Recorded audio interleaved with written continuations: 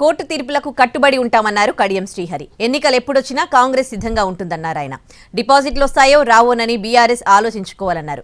దీనికి కౌంటర్ ఇచ్చారు బీఆర్ఎస్ నేత రాజయ్య. రాజ్యాంగం మీద గౌరవం ఉంటే ఎమ్మెల్యేకి రాజీనామా చేయాలని డిమాండ్ చేశారు. కడియంను ఎదుర్కొనేందుకు ఊరూరా బీఆర్ఎస్ శ్రేణులు సిద్ధంగా ఉన్నారన్నారు. కోర్టుల పట్ల గౌరవం ఉన్నది. ఆ కోర్టులు ఇచ్చే తీర్పు కట్టుబడి మేము ఉంటాం.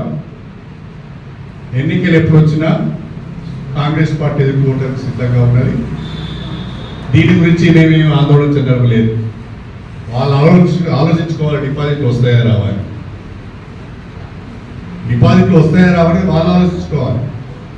స్టేషన్ నియోజకవర్గంలో కాంగ్రెస్ పార్టీ బలంగా ఉంది.